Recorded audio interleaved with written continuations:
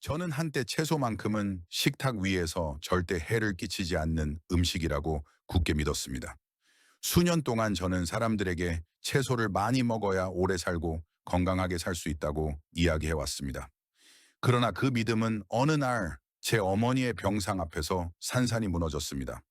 그해 어머니는 이미 이른을 훌쩍 넘기셨습니다. 평생 패스트푸드를 입에 대본 적도, 술 한 방울 마신 적도, 담배 한 갭이 피운 적도 없으셨습니다.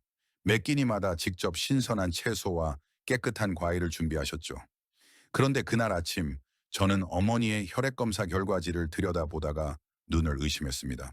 신장 수치가 곤두박질치고 있었던 겁니다. 빠르게, 위험하게, 그리고 잔혹하게. 의사로서 저는 그 의미를 너무 잘 알고 있었습니다. 신장 기능이 급격히 저하되고 있다는 뜻이었죠. 하지만 아들로서 저는 그 이유를 받아들일 수 없었습니다. 특히 그 이유가 어머니께서 평생 약처럼 믿고 드셨던 채소 때문이라는 사실은 더욱더. 저는 어머니의 식습관을 하나씩 되짚기 시작했습니다. 매일 드시던 채소, 조리법, 모든 습관을 살펴보았습니다. 그리고 결국 어떤 쓴 약보다도 삼키기 힘든 진실을 마주하게 되었습니다. 모든 채소가 안전한 것은 아니었습니다. 젊은 사람에게는 아무 문제가 되지 않는 채소라도 60세가 넘은 사람에게는 혈당을 은밀히 끌어올리고 염증을 촉발시키며 심지어 신장과 심장, 혈관을 서서히 파괴할 수 있었던 겁니다. 그날 이후 저는 조금은 이상한 여정을 시작했습니다.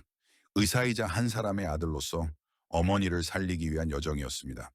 수백 건의 연구 논문을 읽고 환자들의 식단을 추적하며 저는 한 가지 생존 원칙을 깨달았습니다. 이 나이에는 매 끼니가 단순한 식사가 아닙니다. 그것은 처방전입니다. 제대로 먹으면 건강이 회복되고 잘못 먹으면 병이 문을 두드립니다. 그리고 저는 압니다. 지금 이 말을 듣고 있는 많은 분들도 과거 제 어머니처럼 믿고 계실 거라는 걸. 모든 채소는 해롭지 않다고, 채소만 많이 먹으면 충분하다고. 그렇다면 제가 지금 이렇게 말한다면 어떨까요? 당장 당신의 냉장고 속에도 초록 옷을 입은 배신자가 숨어 있을 수 있습니다. 오늘 저는 어머니의 이야기를 들려드리고 당신의 몸을 날마다 강하게 만드는 금빛 채소 4가지와 60세 이상이라면 부엌 밖으로 내보내야 할 채소 4가지를 공개하겠습니다. 이것은 이론이 아닙니다. 이것은 어머니가 병상을 딛고 일어나 90세까지 건강하게 살게 한 비밀이며 아마도 당신과 당신이 사랑하는 사람을 살릴 수 있는 비밀이기도 합니다. 제가 조사를 시작하면서 가장 놀랐던 것은 대부분의 사람들이 매일 먹는 채소에 대해 너무나 적게 알고 있다는 사실이었습니다. 이름과 맛은 기억하지만 특히 60세 이후 우리 몸에 어떤 영향을 미치는지는 거의 모릅니다. 저는 완전히 건강한 사람부터 투석이 필요한 환자까지 수많은 경우를 보았습니다. 그들 중 상당수는 자신이 건강하게 먹고 있다고 믿었지만 실상은 잘못된 채소를 고르고 있었던 겁니다. 그때 저는 깨달았습니다. 중요한 것은 채소를 많이 먹는 것이 아니라 올바른 채소를 먹는 것이라는 걸. 그리고 어머니를 구하는 여정 속에서 저는 60세 이상이라면 반드시 식단에 더해야 할 금빛 채소 4가지를 찾아냈습니다. 첫 번째는 보라 양배추입니다. 이른 아침 햇빛 아래서 반짝이는 진한 보랏빛 잎을 본 적이 있다면 제가 왜 이것을 채소 세계의 보석이라 부르는지 이해하실 겁니다. 보라 양배추에는 안토시아닌이라는 귀한 성분이 들어있습니다. 이는 강력한 항산화 물질로 염증을 줄이고 세포를 손상으로부터 보호하며 장 건강을 돕는 역할을 합니다. 제 환자였던 민 여사님 74세, 거의 평생을 더부룩함과 소화 불량과 함께 살아오셨죠. 제가 점심 식단에 일주일에 3번 보라 양배추를 추가해 보시라고 권한 지 한 달 만에 그분은 식사 후 배가 이렇게 편한 건 오랜만이라고 하셨습니다. 흥미로운 건 보라 양배추에 사과 식초와 올리브유를 살짝 곁들이면 영양소 흡수가 훨씬 좋아진다는 점입니다. 다만 갑상선에 문제가 있는 분이라면 살짝 익혀 먹는 것이 더 안전합니다. 열을 가하면 이 기능에 영향을 줄 수 있는 성분이 파괴되기 때문입니다. 두 번째는 브로콜리입니다. 좋다는 말은 들어보셨겠지만 그 이유 전부를 들어본 적은 없을 겁니다. 브로콜리에는 설포라판이라는 성분이 풍부합니다. 이 성분은 혈당을 안정시키고 심혈관을 보호하며 일부암을 예방하는 데 효과가 있는 것으로 입증되었습니다. 제가 참고했던 스웨덴의 한 연구에서는 브로콜리 추출물이 당뇨병주의 혈당을 23%나 낮췄는데 이는 약물 효과와 비슷한 수준이었습니다. 그리고 이 결과는 사람에게도 재현되었습니다. 저는 아직도 기억합니다. 남씨 68세, 3달 동안 저녁 식사에 브로콜리를 추가한 뒤 HbA 연시 수치가 7.6에서 6로 떨어진 검사지를 제게 보여주던 모습을 비결은 오래 조리하지 않는 것입니다. 5내로10분 정도 가볍게 찌거나 빠르게 볶아야 영양소를 가장 많이 보존할 수 있습니다. 세 번째는 비트입니다. 많은 사람들이 이것을 땅의 붉은 피라고 부릅니다. 색 때문만이 아니라 철분, 비타민, 그리고 질산염이 풍부해 혈액순환을 개선하고 혈압을 안정시키며 기억력을 높이는 데 도움을 주기 때문입니다. 영국의 한 연구에 따르면 4주 동안 비트 주스를 마신 것만으로도 혈관이 최대 20%까지 확장되어 순환이 개선되고 심장의 부담이 줄어들었습니다. 김 여사님 77세, 예전엔 오후만 되면 기운이 빠지고 집 가는 길을 자주 잊어버리셨죠. 하지만 매일 사과와 레몬을 곁들인 비트 스무디를 2달간 드신 뒤 머릿속 스위치가 다시 켜진 것 같다라고 말씀하셨습니다. 단 신장 결석 병력이 있는 분은 주의해야 합니다. 비트에는 옥살레이트가 들어있어 상태를 악화시킬 수 있기 때문입니다.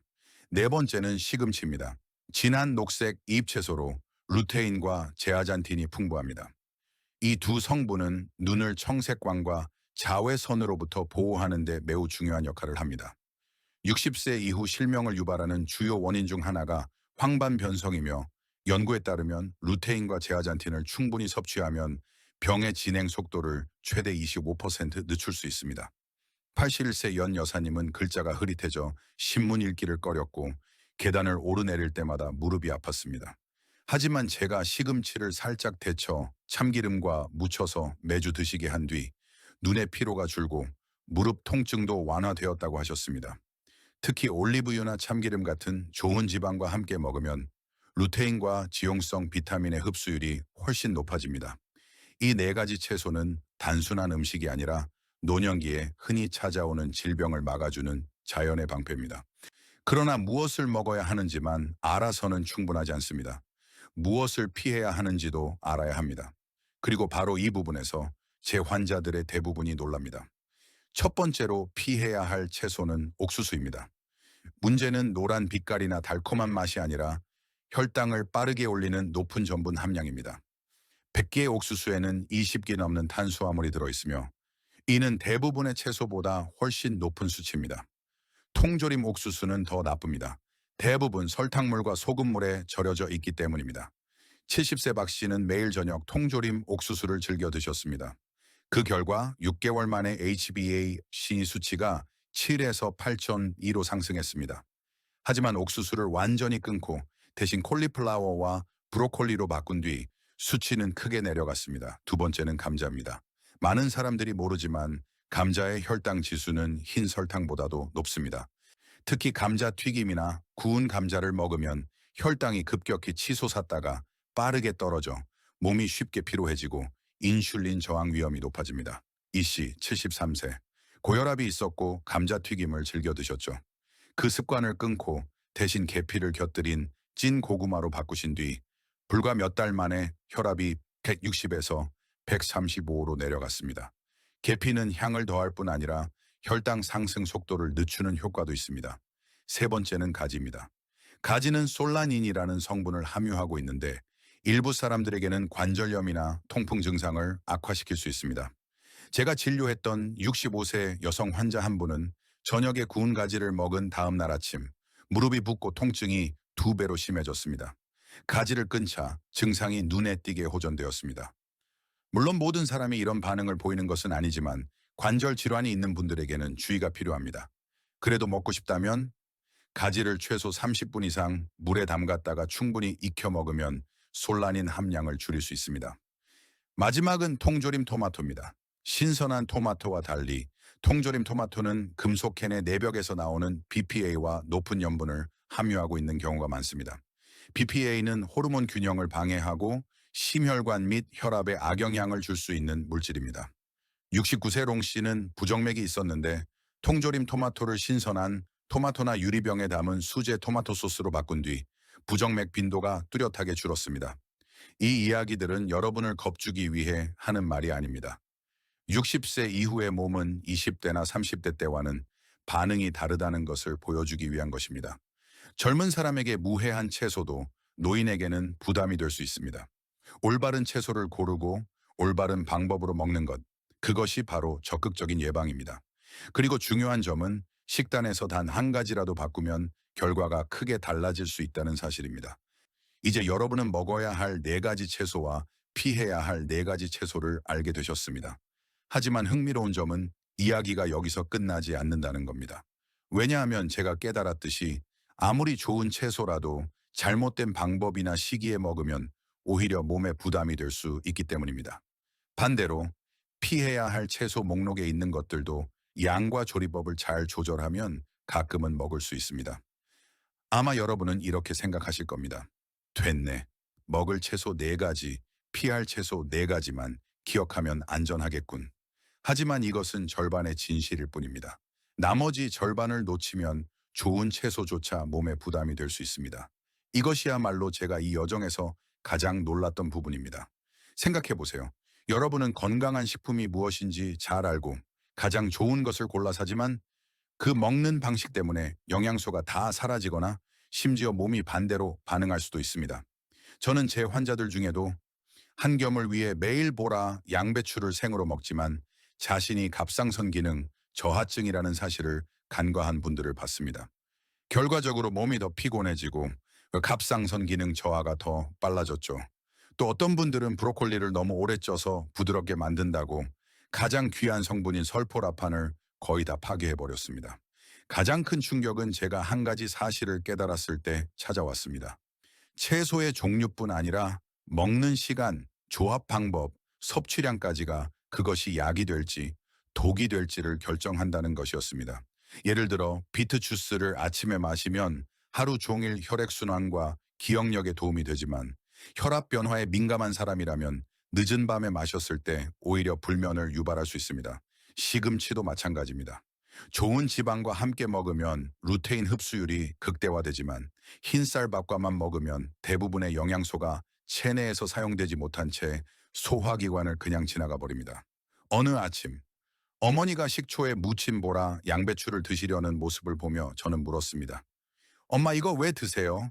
어머니는 웃으시며 좋으니까 라고 하셨죠. 하지만 누구에게 좋은지, 어느 정도로 좋은지, 어떤 조건에서 좋은지에 대해서는 한 번도 생각해 보신 적이 없었습니다. 그때 저는 깨달았습니다. 우리 대부분도 그렇다는 것을.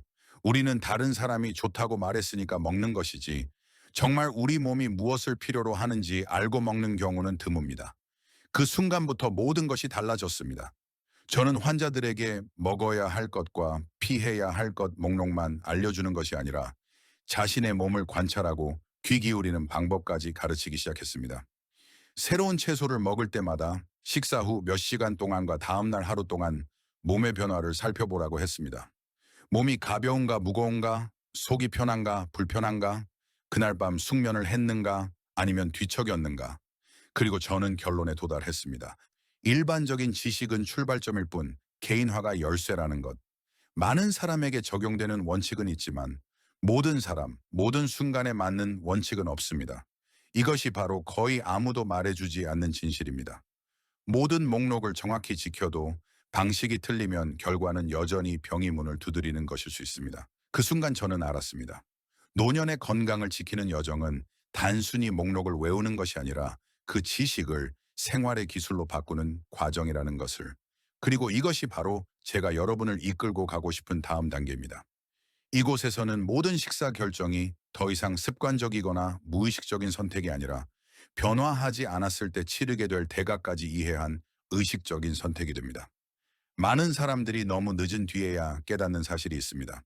병은 하루아침에 생기지 않는다는 것입니다. 그것은 매 끼니 우리가 대수롭지 않게 여기는 작은 선택들 속에서 아주 조금씩 조용히 그리고 꾸준히 쌓입니다. 그러다 어느 날 아침 눈을 떴을 때 자신의 몸이 더 이상 예전의 몸이 아님을 깨닫게 됩니다. 저는 제 환자들이 그런 상황에 놓이는 모습을 너무나 많이 보았습니다.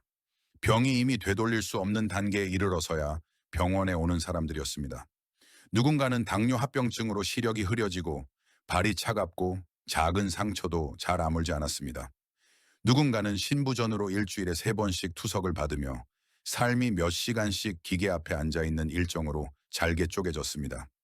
가장 안타까운 건 그들 중 많은 사람들이 한때는 건강했고 충분히 예방할 기회가 있었지만 아직 시간은 있다는 생각 때문에 그 기회를 놓쳤다는 사실입니다. 상상해 보세요. 10년 후에도 지금처럼 먹는다면 당신은 숨이 차지 않고 짧은 거리를 걸을 수 있을까요? 사랑하는 사람들의 얼굴을 또렷하게 볼 만큼 시력이 남아 있을까요? 그들의 이름을 모두 기억할 수 있을까요? 아니면 부서진 기억 속에서 조각난 퍼즐을 맞추려 애쓰는 자신을 발견하게 될까요? 저는 72살의 한 환자를 기억합니다. 진료를 받으러 왔을 때 그는 감자튀김을 많이 먹어도 괜찮다고 생각하고 있었습니다. 채소를 곁들여 먹으면 균형이 맞는다고 믿었기 때문이죠. 하지만 검사 결과는 달랐습니다. 혈당은 늘 위험 수치에 있었고 혈중 지방은 높았으며 혈압도 불안정했습니다. 그는 말했습니다. 미리 알았더라면 진작에 그 습관을 끊었을 텐데요. 하지만 그 시점에서 매일 먹는 약은 이미 그의 삶에서 빼놓을 수 없는 필수가 되어 있었습니다. 저를 가장 안타깝게 한 건 이 모든 것이 조금만 더 일찍 행동했다면 충분히 피할 수 있었다는 사실입니다. 노년의 건강은 저절로 생기는 것이 아닙니다. 그것은 수십 년 동안 올바른 선택이 차곡차곡 쌓인 결과입니다. 반대로 노년의 질병 역시 수십 년 동안 잘못된 선택이 반복된 결과입니다. 문제는 많은 사람들이 아직 결과를 보지 못했기 때문에 위험을 느끼지 못한다는 것입니다. 옥수수 한 끼, 감자튀김 한 접시, 통조림 토마토 한 캔. 이것들이 당장 당신을 쓰러뜨리지는 않습니다. 하지만 매주, 매달, 매년 반복된다면 그것은 마치 돌 위에 물방울이 한 방울씩 떨어지는 것과 같습니다. 언젠가 돌은 깨지고 그때는 모든 수리와 회복에 훨씬 더 큰 대가를 치러야 합니다. 제가 이 말을 하는 이유는 겁을 주기 위해서가 아닙니다. 여러분이 전체 그림을 똑똑히 보길 바라기 때문입니다. 당신에게는 선택권이 있습니다. 과거의 습관이 조용히 몸을 갉아먹도록 내버려 둘 것인지 아니면 오늘부터 조금씩 조정할 것인지. 두 길의 차이는 일주일 안에는 뚜렷하지 않을 수 있습니다. 그러나 1년, 5년, 10년이 지나면 당신은 전혀 다른 두 세계 중 하나에 살게 됩니다. 한 세계에서는 당신이 스스로 아침 햇살 아래 걸어 나가고 노안경 없이 신문을 읽으며 자녀와 손주들과 대화를 나누고 그들의 이야기를 또렷하게 기억합니다. 다른 세계에서는 병실 안에 앉아 병원 예약과 검사 일정, 끝없는 약봉투가 삶의 중심이 됩니다. 질문은 단 하나입니다. 당신은 노년의 삶을 어떤 세계에서 보내고 싶습니까? 이 질문은 말로 답할 수 없습니다. 오직 행동으로만 답할 수 있습니다. 그리고 그 행동은 바로 다음 식사에서 시작됩니다. 아직도 망설이고 있다면 기억하세요. 하루하루가 미래의 길 위에 놓이는 벽돌 한 장입니다. 그 길이 건강으로 이어질지 병으로 이어질지는 전적으로 당신에게 달려 있습니다. 어머니의 여정을 돌아보며 저는 깨달았습니다. 노년의 건강은 하늘이 주는 선물이 아니라 매일같이 반복되는 수천 번의 올바른 선택이 만든 결과라는 것을. 어머니는 한때 병과 삶의 경계 위에 서 있었습니다. 그러나 단지 채소를 고르는 법, 조리하는 법, 먹는 법을 바꿨을 뿐인데 그 결과는 놀라웠습니다. 어머니는 회복했을 뿐 아니라 90세가 넘도록 건강하게 살며 직접 정원을 가꾸고 요리를 하고 매일 아침 걸을 수 있었습니다. 저는 어머니가 퇴원하신 다음 첫 아침을 아직도 선명하게 기억합니다. 부엌창으로 햇살이 가득 들어오고 어머니는 식탁 위에 사과 식초에 무친 보라 양배추 한 접시, 갓 찐 브로콜리, 비트 스무디 한 잔, 그리고 참기름에 살짝 데친 시금치 한 그릇을 올려놓으셨습니다. 화려한 요리도 값비싼 건강보조 식품도 아니었습니다. 그저 채소, 그러나 몸에 맞는 채소, 그리고 올바른 방법과 타이밍으로 준비된 채소였습니다. 그 아침 식사는 어머니의 새로운 선택을 상징했고 더 건강한 삶을 향한 첫걸음이 되었습니다. 이 이야기를 전하는 이유는 여러분이 모든 것을 한 번에 바꿀 필요가 없다는 걸 알리기 위해서입니다. 가장 큰 변화는 보통 가장 작은 것에서 시작됩니다. 오늘 당신이 해야 할 일은 단 하나입니다. 식사에 금빛 채소 하나를 더하고 매일 무심코 먹던 해로운 채소 하나를 빼는 것. 그저 그것뿐입니다. 하지만 이것을 계속한다면 당신의 몸은 더 많은 에너지, 더 맑은 정신, 더 깊은 잠으로 응답할 것입니다. 상상해 보세요. 1년 뒤 시원한 아침 공기를 마시며 집을 나서는 당신. 몸은 가볍고 발걸음은 안정되고 눈은 또렷합니다. 다가올 여행, 친구들과의 긴 대화, 손주들과 함께 보내는 오후 시간을 생각하며 미소 짓는 당신.